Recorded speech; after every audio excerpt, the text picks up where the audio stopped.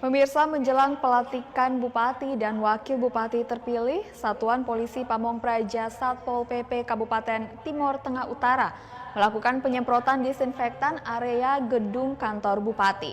Menariknya, penyemprotan dilakukan menggunakan cairan disinfektan dari bahan hasil olahan limbah dapur rumah tangga.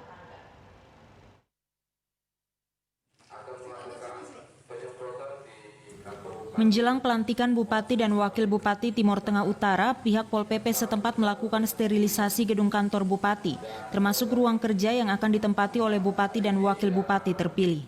Hal yang menarik adalah sterilisasi dengan cara penyemprotan cairan disinfektan tersebut tidak menggunakan bahan kimia seperti biasa, melainkan larutan hasil olahan limbah dapur rumah tangga atau yang biasa disebut sebagai cairan ekoenzim.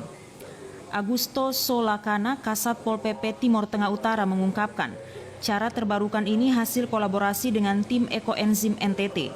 Diharapkan nantinya dapat menjadi contoh bagi daerah lain. Pelaksanaan penyemprotan itu kita lakukan di fasilitas Pemda, yaitu kantor Bupati sebagai tempat persiapan pelantikan itu sendiri.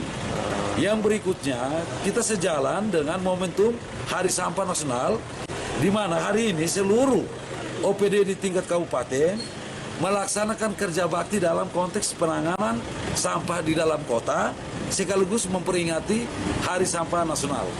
Sehingga dua momentum ini kita pakai sebagai media momentum yang kita berkolaborasi dengan teman-teman dari ekoenzim NTT. Yang berikutnya saya mengundang teman-teman media di Kabupaten Timor Tengah Utara untuk nanti kemudian penggunaan ekoenzim ini membantu untuk nanti kemudian wilayah Timor Tengah Utara bisa sebagai pilot project untuk ekoenzim secara Kabupaten NTT, kemudian secara NTT, terus dia ke nasional. Sementara itu, Charles Malela, Koordinator Ekoenzim NTT menjelaskan, larutan ekoenzim hasil fermentasi limbah dapur ini dapat membunuh virus corona 19 karena mengandung disinfektan yang alami. Selain itu, larutan ekoenzim ini dapat mengurangi efek rumah kaca dan global warming. Untuk penyemprotan itu ada dua manfaat yang kita dapat. Yang pertama, sebagai disinfektan karena ekoenzim ini mengandung disinfektan alami yang sangat bagus untuk bagaimana dia membunuh virus.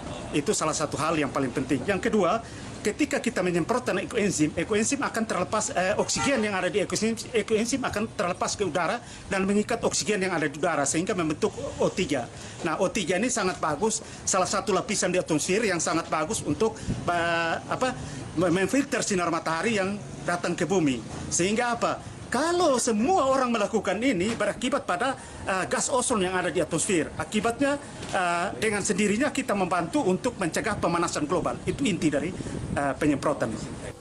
Sekilas tentang ekoenzim dikutip dari website Zero Waste ID, ekoenzim ini pertama kali diperkenalkan oleh Dr. Rosukan Pompangfong yang merupakan pendiri Asosiasi Pertanian Organik Thailand. Ekoenzim merupakan hasil dari fermentasi limbah dapur organik seperti ampas buah dan sayuran yang dicampurkan gula dan air. Dari proses fermentasi ini dihasilkan kandungan disinfektan karena adanya alkohol atau senyawa kimia asam yang memiliki banyak fungsi.